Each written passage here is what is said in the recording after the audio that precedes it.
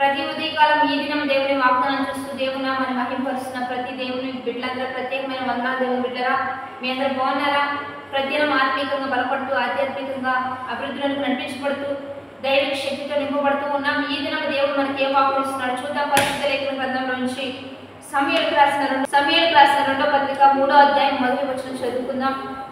సౌలు కుటుంబీకులకును దావీదు కుటుంబీకులకును బహుకాలం యుద్ధము జరగగా దావీదు అంతకంతకు ప్రబలెను, సౌలు కుటుంబం అంతకంతకు నీరసిల్లెను. ఈరోజు దేవుడు వింటారా? దేవుడు మనకి ఇచ్చిన బలమైన వాక్కు, దేవుడు నీ పక్షాన ఒక గొప్ప ప్రణాళికను దేవుడు సిద్ధపరిచి ఉంచుతాడు అనే విషయాన్ని దేవుడు మనకు బయలుపరుస్తూ ఉన్నాడు. ఇక్కడ సౌలు రాజు ఉంటున్నాడు, దావీదు రాజు ఉంటున్నాడు. వీరిరువురికి బహుకాలం యుద్ధము జరగగా దావీదును దేవుడు అంతకంతకు ప్రబలినట్లుగా మరి తనను ప్రబలించినట్లుగా మనం చూస్తూ ఉన్నాం. సౌలు అంతకంతకు నీరసిల్లినట్లుగా మనం చూస్తూ ఉన్నాం. దేవుడు బిడ్డరా, ఈ ఇరువురిని దేవుడే ఏర్పరచుకున్నాడు, దేవుడే ఎన్నుకున్నాడు.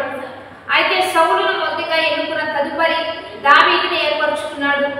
కారణం సౌలులో యొక్క దేవుని మీద ఆధారపడే విధానంలో వచ్చిన ఆ మార్పులను బట్టి దేవుడు దావీదుని ఎన్నుకోవడం మనం చూస్తూ ఉన్నాం. బైబిల్ లేఖన గ్రంథంలో సౌలుని ఏర్పరిచింది దేవుడే, దావీదుని ఏర్పరిచింది దేవుడే.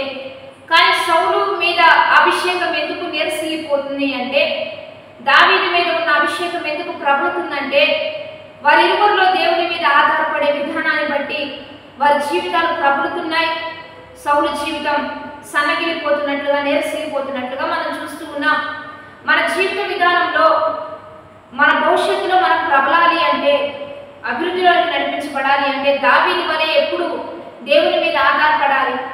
దావీదు అదే సెలవిస్తాడు. దేవుని బిడ్డరా, దేవా నీ సన్నిధిలోనే నిత్యము నేను నివసించేదను, ప్రతి నా సంఘటనలన్నీ కూడా నీ యొద్దే విచారించి నేను తెలుసుకుంటాను అని దావీదు అంటే, సౌలు మాత్రం దేవుని పక్కన పెట్టి, ప్రజలను పక్కన పెట్టి, దావీదు మీద స్వార్థంతో, ఈర్ష్యతో, సొంత జ్ఞానంతో వెళ్ళడంను బట్టి తన దేవుని మీద అంటే తన మీద తను ఎక్కువగా ఆధారపడడం బట్టి తన రాజ్యం నీరసిల్లిపోతుంది. ఈరోజు క్రైస్తవులుగా దేవుని బిడ్డలారా, దేవుడు మనకి ఎన్ని ఇచ్చినా ఏది ఇచ్చినా ఎప్పుడు దేవుని మీద ఆధారపడితే మనం ఇంకా ఇంకా ప్రబలుతాం, ఇంకా ఇంకా ఆశీర్వదించబడతాం. కానీ ఉన్నదాన్ని బట్టి మనం ఏదైనా అతిశయపడితే మనం క్రమక్రమంగా మన రాజ్యమైన, మన కుటుంబాలైనా, మన సంఘాలైనా నీరసిల్లిపోతాయి, బలహీనమైపోతాయి. కాబట్టి మీకు ఉద్యోగం ఇచ్చాడా, ఇంకా నమ్మకంగా ఉండండి, ఇంకా మిమ్మల్ని అభివృద్ధి చేస్తాడు. మీకు మంచి భర్తనిచ్చాడా, మంచి భార్యనిచ్చాడా, మంచి బిడ్డనిచ్చారా, ఇంకా దేవుని స్తుతించండి, ఇంకా ఆశీర్వదిస్తాడు. ఉన్నదాన్ని బట్టి ఇంకా నాకు దేవుడు అవసరం లేదు అని మీరు దేవుని వదిలిపెడితే క్రమక్రమంగా ఉన్నది పోతుంది, రెండోదిగా వచ్చే దీవెనలన్నీ పోతాయి. కాబట్టి జీవిత విధానంలో దావీదును బట్టి, సౌలును బట్టి నేర్చుకోవాల్సిన మంచి విషయం, దావీదు యొద్దకు దేవుడు సమూయేలును పంపించి రాజుగా అభిషేకించి భవిష్యత్తునిచ్చి మంచి జీవితాన్ని ఇచ్చిన దేవుడే ఈరోజు తన సేవకుల ద్వారా నీకు మంచి భవిష్యత్తును చూపించబోతున్నాడు. నీ జీవితంలో నీవు ఇంకా ఇంకా ఆశీర్వదించబడాలి అంటే నీ భవిష్యత్తుల గురించి దేవుడు ముందుగానే ఈ మాటలు పలుకుతూ ఉండగా ఈ మాటలను బట్టి ధైర్యంగా, జ్ఞానంగా, విశ్వాసంగా నడుచుకోవాలి.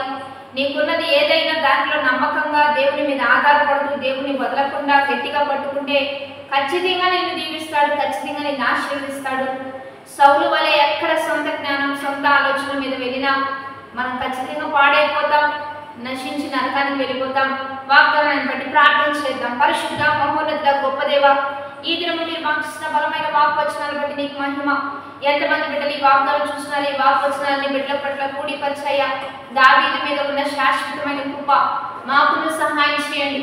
సౌలు వలె మేము ఎక్కడ నీరసిల్లిపోకుండా, ఎక్కడ బలహీనం కాకుండా, ఎక్కడ కుంగిపోకుండా దావీదు వలె అంతకంతకు అభివృద్ధిలోకి నడిపిస్తూ నీ ఘనమైన ఉన్నతమైన నామానికి మహిమ తెచ్చుకోమని ఈరోజు బర్త్డేస్, మ్యారేజ్ చేస్తున్న వారికి దీవెనలు ఇవ్వండి, శుభములు ఇవ్వండి, అనారోగ్యంతో శక్తినివ్వండి. ఎంతమంది ఉద్యోగాలు, వ్యాపారాలు, చదువులు, వారికి ఉన్న కుటుంబాలు, జీవిత విధానాలు, పొలాలు, స్థలాలు, గృహాలన్నీ దీవించయ్యా. దావీదు వలె ఫలభరితంగా మార్చయ్యా, ప్రబలున్నట్లుగా సహాయం చేయండి. ఎంతమంది ఆర్థిక సమస్యలు, అప్పుల బంధకాలు తొలగిపోయి నూతన కృప, నూతన ఆశీర్వాదాలతో నింపమని ప్రభువైన యేసుక్రీస్తు నామమున పేరిట అడిగి వేడుకొని ప్రార్థిస్తూ నామ గొప్ప తండ్రి, ఆమేన్.